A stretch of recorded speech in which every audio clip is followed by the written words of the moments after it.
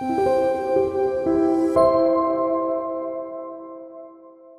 오늘은 수원회생법원에서 진행한 사건인데 회생위원님하고 직접 면담을 통해서 결과적으로는 변제금이 상당히 낮아졌던 케이스를 한번 말씀드려 보려고 합니다. 그러니까 수차례 회생위원회 보전 권고가 있었고 그 보전 권고를 저희가 부당하다라고 주장하면서 따르지 않았더니 이 회생위원께서는 결과적으로 면담기일을 지정을 해서 저희 채무자님 그리고 저를 직접 만나서 어떤 배경 사실을 설명을 듣고 저희의 의견을 이제 받아들여 주신 케이스인데 그 과정 자체가 이제 상당히 쉽지만은 않았습니다. 이 채무자분 같은 경우는 2022년도에 이혼을 하시고 1년 만인 2023년도에 개인회생을 진행하신 분이었고 급여소득자로 월급은 한 200만 원 내외 정도 되셨던 것 같습니다. 근데 이혼 당시에 재산 분할 자체를 포기하셨어요. 그러니까 원래도 혼인 과정 중에 모든 재산이 배우자님 명의로 되어 있었는데 원래는 이혼을 하면은 이제 배우자 명의로 되어 있다라고 하더라도 이걸 재산 분할을 받을 수 있는데 나는 다 안 받을게 라고 해서 그냥 전 배우자님 명의로 계속 재산들을 유지를 했던 거고, 그랬더니 이제 개인회생 진행하는 과정에서 회생위원께서는 이혼 당시에 채무자가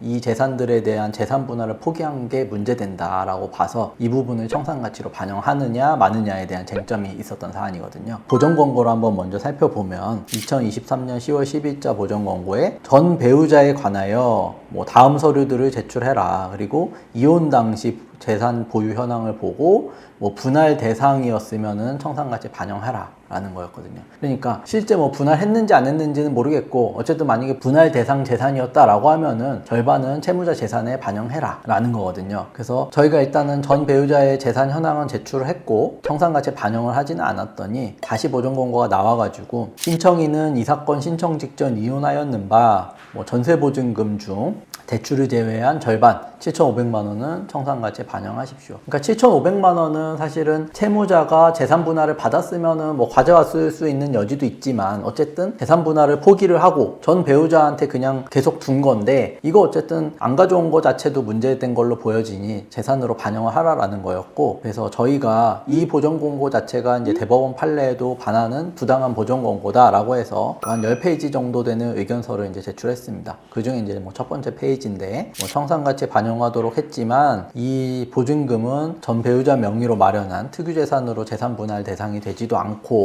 어쨌든 채무자가 또 재산 분할 청구권도 포기했기 때문에 청산가치에 반영하는 것은 부당하다, 이제 이런 취지로 제출했습니다. 그랬더니 회생위원이 이걸 다시 받아주진 않고 좀 재밌는 보전 권고로 또 냈어요. 의견서는 잘 확인하였습니다. 하지만 신청인은 충분히 고소득을 얻고 있었고 20년 동안 혼인생활 유지하다가 신청 직전에 협의 이혼했습니다. 원론적인 내용의 의견서를 제출한 대리인의 입장도 이해가 가지만 대리인은 이와 같은 상황이 납득이 가냐라고 저한테 되물었어요. 그러니까 법리적으로만 놓고 보면은 대리인 당신 말이 맞아 보일 수는 있지만 현실적으로 이거는 개인회생을 악용하기 위해서 이런 식으로 재산 분할도 포기를 하고 이혼을 하고 진행한 거 아니냐, 이런 식으로 이제 쓴 거죠. 그래서 결국에는 똑같은 보전 권고죠. 7,500만 원 청산가치 반영하거나 못하겠다면 파산 절차 활용해라, 이제 이런 식으로까지 보전 권고가 나왔어요. 그래서 이제 저희가 이거를 따르느냐, 당연히 또 반박을 했죠. 그래서 이 2월 6일자 의견서를 통해서 회생위원은 재보전 권고를 하였지만 법적 근거가 전혀 없다. 그래서 기존에도 의견서를 통해서 냈지만 이거는 민법상 부부별산제, 대법원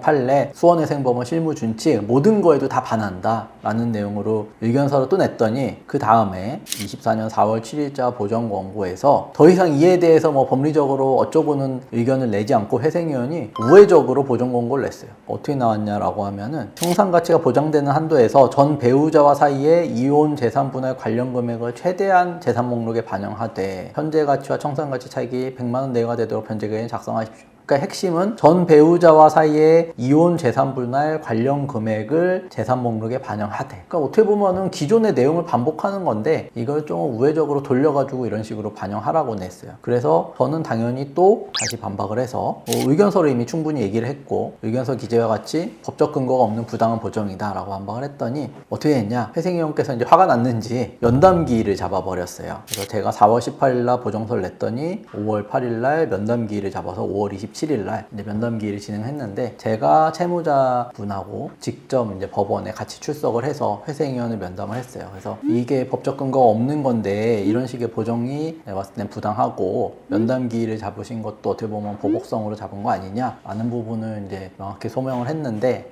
좀 따지듯이 했고 근데 회생위원께서 뭐 굉장히 좋은 분이셔서 오해가 있는 부분은 이제 뭐 만나서 이제 조금 저희의 얘기도 들으면서 확인을 하고 싶었던 거고 저희의 어떤 논리라든지 사실관계가 충분히 설득력 있다라고 판단을 하셔서 결과적으로는 저희 주장을 다 받아주셨어요. 그래서 면담 기일이 5월 27일 날 진행을 했는데 5월 30일 날 바로 이제 개시 결정이 나서 결과적으로는 잘 해결이 된 케이스입니다. 그러니까 이제 말씀드리고 싶은 거는 회생위원회 어떤 보정 권고에 대한 대응에 따라서 사건이 이제 꽤나 복잡하고 오래 걸리고 뭐 이제 진부하게 흘러갈 수는 있지만 결국에는 이거를 따르느냐 안 따르느냐 부당한 보정 권고냐 뭐 정당한 거냐를 어떻게 판단하느냐에 따라서 그 사건 결과는 정말 천차만별로 좀 달라질 수 있다 이런 얘기를 좀 드리고 싶습니다.